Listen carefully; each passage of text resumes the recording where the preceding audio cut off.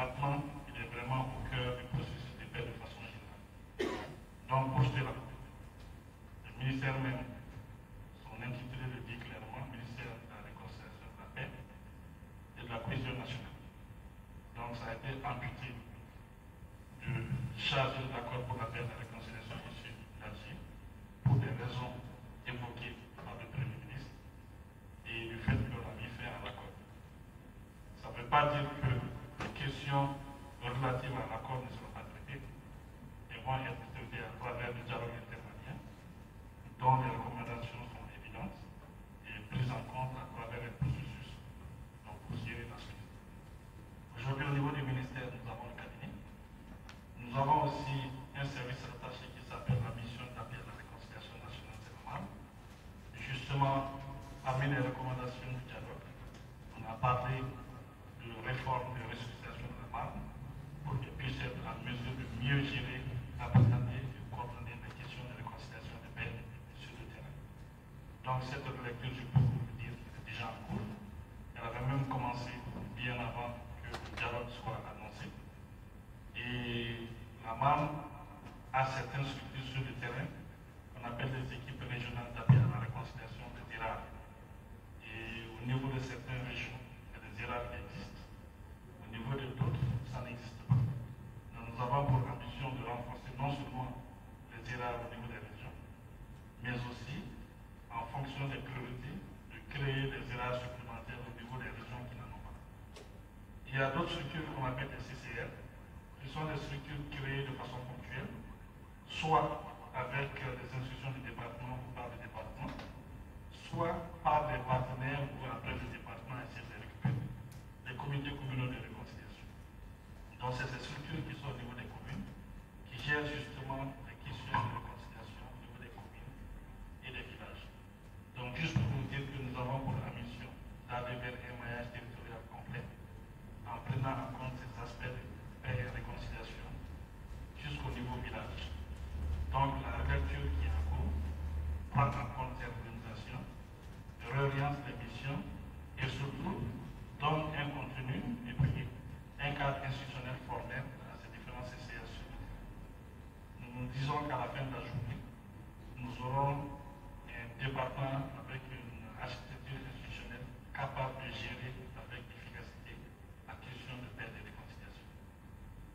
Forcément, dans la mesure où la réconciliation de la paix est transversale, ces différentes structures sur le terrain travaillent en étroite collaboration avec d'autres structures de l'État, c'est-à-dire les structures du ministère de la Défense et les structures déconcentrées d'autres départements sur le terrain, et tous, soit sous le leadership du gouverneur des régions, mais aussi sous le leadership des maires, des préfets, des sous-préfets, pour atteindre nos objectifs.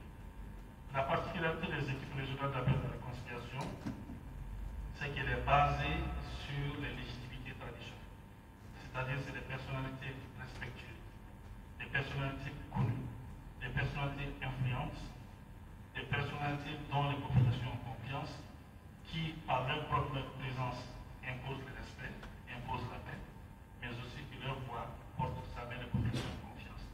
C'est pour ça que la plupart des équipes régionales d'appui à la réconciliation, les chefs, c'est soit des imams, soit des chefs traditionnels, soit des chefs de quartier. Par exemple, si je prends l'équipe régionale d'appui à la réconciliation de Bamako, le chef, c'est le coordinateur des chefs de quartier. Il y a aussi le plus grand des griots, c'est-à-dire le président de la République, Mokhtar Kone, qui est membre de l'IRAD Commando. Maintenant, quand on va au niveau de Sikasso, le chef de l'IRAD de Sikasso, c'est le premier responsable des chrétiens de Sikasso qui est le chef. Quand on va à Ségou, le grand imam de la mosquée de Ségou, c'est lui qui est le chef là-bas. Quand on va à Gao, le grand imam de Gao, l'imam Alpha, c'est lui aussi qui est le chef là-bas. Mais au niveau de chaque structure, nous rencontrons des personnalités influentes qui sont là. Ce qui fait que le principe de réconciliation à travers les mécanismes traditionnels de résolution de conflits se trouve déjà à ce niveau. Donc la force des autorités ou on va dire le pouvoir donné aux légitimités traditionnelles à travers tout ce qui est passé par l'État, les renforce dans ce travail de réconciliation des pays. Ce qui fait que le ministère de la Réconciliation et les partenaires légitimes des autorités, des légitimités traditionnelles des autorités traditionnelles,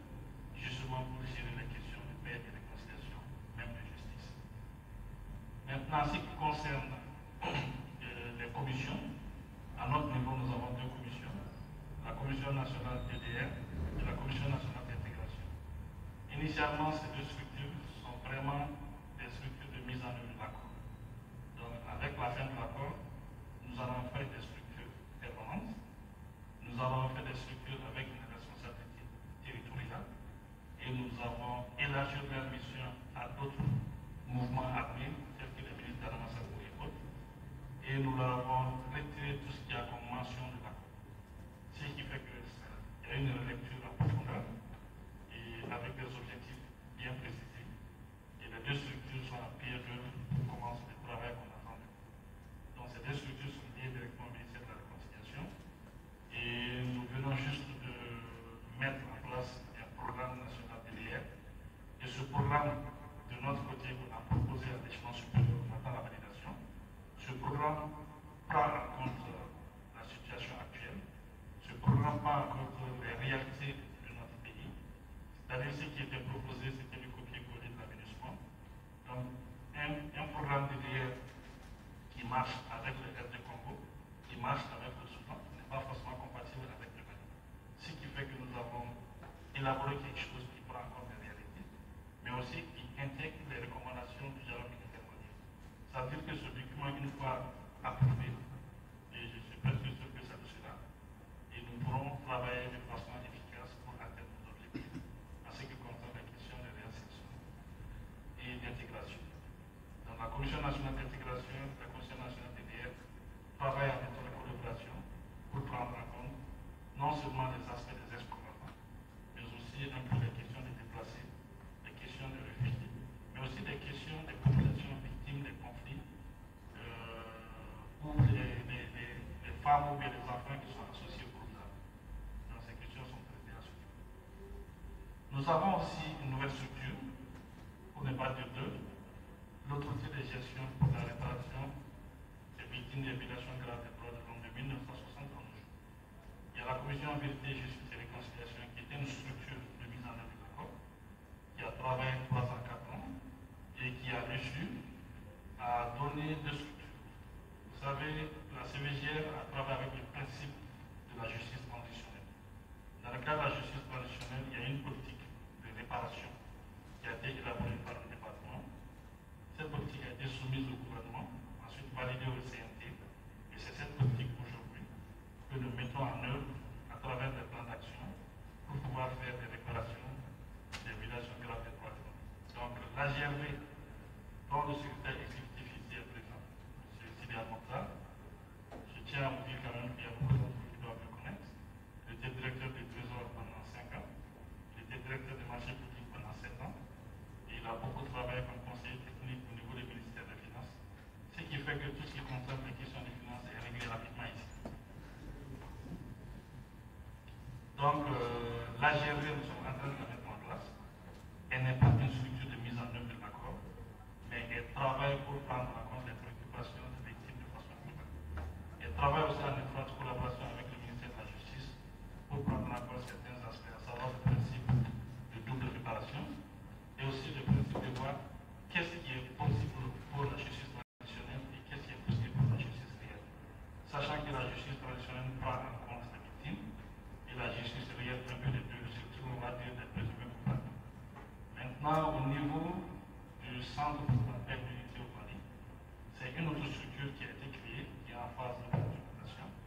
Et cette structure, justement, elle prend en compte le principe de non-répétition de la justice traditionnelle, qui est le pilier essentiel du ministère de la Réconciliation dans le cadre de la politique de réparation. Donc, ce centre-là se veut comme un centre à l'image de ce qu'on voit au Rwanda, un peu à l'image aussi de ce qu'on voit en Israël après la Shoah, un peu aussi à l'image de ce qu'on voit au niveau du Canada avec la question des autochtones, des Indiens, mais aussi à l'image de ce qui se passe en Colombie. Vous savez que ce qui se passe en Colombie, on peut discuter dedans. La question des femmes, comment ça a été géré, l'intégration, la réinsertion, la prise en charge des femmes, la prise en charge des victimes. Vraiment, c'est pratiquement un cas école pour nous, du copier-coller qu'on peut faire et l'améliorer en situation. Maintenant, le centre d'appel de l'unité au Mali a été créé pour prendre en compte, comme je l'ai dit, les principes de non-répétition. Et dans ça, je rejoins un peu le secrétaire exécutif, il faut rappeler là-bas les différentes aires culturelles du Mali. Vous savez, aujourd'hui, le Mali se retrouve, c'est la conséquence de plusieurs brassages culturels. L'aire culturelle Songwe, l'aire culturelle Sarakoli, l'aire culturelle Tamashaki. Et chacun, à son niveau, à un moment de l'histoire, a contribué qu'on en soit là aujourd'hui. Donc c'est important de le rappeler, c'est important de magnifier, c'est important de savoir les différentes entités qui ont été ici, comment ça a coexisté et où est-ce qu'on en est aujourd'hui. Et aussi de faire ressortir la genèse des conflits, comment ça a été géré et qu'est-ce qu'il faut pour qu'on se retrouve plus. En tout cas, qu'on réduise au moins on va dire la probabilité de conflit à l'intérieur du pays. Donc ça, c'est l'objectif du Centre pour la paix et au Mali, qui est un centre extrêmement important pour moi, qui va être le cheval de bataille pour l'aspect des non-répétitions de la justice traditionnelle. J'ai aussi une structure qu'on appelle l'Agence de développement du Nord Mali, que je suis en train d'orienter justement pour en faire une couverture nationale et faire en sorte que la question du développement soit une réalité. Après les différentes rencontres et forats et dialogues intercommunautaires, nous nous sommes rendus compte que chaque fois qu'il y a des recommandations, on parle des questions de développement, on parle des questions de santé, on parle des questions d'éducation. Ça veut dire tout simplement que le ministère de la Réconciliation se veut aujourd'hui comme un ministère auprès des populations de façon transversale. Si nous prenons en compte clairement les préoccupations des bases des populations, nous sommes soit dans la prévention des conflits, nous sommes soit dans la gestion des conflits. Donc ça veut dire tout simplement que nous sommes dans notre rôle. Nous estimons qu'organiser des rencontres, des forats, des dialogues, c'est un moyen, des outils pour réconcilier. Et la vraie réconciliation, c'est vraiment prendre en compte les préoccupations des populations à l'issue de ces rencontres. Et voilà pourquoi au niveau de l'État, nous sommes en train de faire en sorte qu'on puisse avoir un certain nombre de programmes pour intervenir directement auprès des populations. Voilà pourquoi il y a un des programmes qui était au niveau du ministère de la Santé, et pardon, du ministère des Finances, qu'on appelle le PCRSS, sur ma demande, et aujourd'hui au niveau du ministère de la Réconciliation. Donc ce programme est en partenariat avec la Banque mondiale. Et donc c'est ce programme qui va, dans un premier temps, nous permettre de prendre en compte directement les préoccupations de la population et nous sommes en train de l'adapter à notre vision. Nous avons compris que l'un des problèmes aujourd'hui du pays, c'est un manque de confiance entre les populations et les gouvernements. Donc aujourd'hui, soit les populations pensent que l'État n'existe pas, soit les populations pensent que ce qui est en train d'être fait par elles, c'est les partenaires, c'est les ONG et autres que non l'État. Alors que soit l'État intervient directement avec ses ressources, comme avec la Banque mondiale où l'État emprunte pour mettre à la disposition des populations, où l'État fait des partenariats, des conventions avec des partenaires internationaux pour intervenir auprès des populations. Que ce soit l'un ou l'autre, l'État au début, l'État est fait. Donc voilà pourquoi nous avons estimé qu'il est important que les populations comprennent que c'est l'État qui intervient et que cela, c'est de créer un lien direct entre l'État et les populations à travers le département et les structures qui sont sur le terrain, justement les CCR qui sont jusqu'au niveau communal, niveau village, et qui prennent en compte directement les préoccupations des populations en évaluant leurs besoins, en regardant leurs besoins et en apportant des solutions directes à travers des projets réalisés par l'État. Ça va permettre aux populations de comprendre que c'est l'État qui est là, ça va permettre de créer la confiance et ça va permettre aussi d'avoir des informations réelles avec ces populations pour qu'on puisse les aider au mieux. Aujourd'hui, si vous partez dans les régions du Nord, si vous cherchez à avoir une bonne statistique, ne passez pas par les structures de l'État. Passez par l'ACR, passez par Médecins sans frontières, passez par ceci, passez par cela. Et aucune structure de l'État là-bas ne peut vous donner des données fiables. Soit vous donne des données erronées, soit des données, ils ne les partagent pas avec. Donc la meilleure façon pour nous d'avoir des données pour les populations, c'est créer les conditions d'avoir accès aux populations. Et c'est le ministère de la Réconciliation aujourd'hui qui est en train de développer des politiques et des programmes qui vont dans ce sens, où nous estimons que nous sommes directement concernés par le bien-être des populations. Et dans ça, nous travaillons avec tous les départements concernés, le ministère de la Santé et du Développement social, le ministère de l'Éducation, le ministère de l'Agriculture, le ministère de la Défense, le ministère de la Justice, bref, tous les segments de l'État de façon transversale pour atteindre nos objectifs.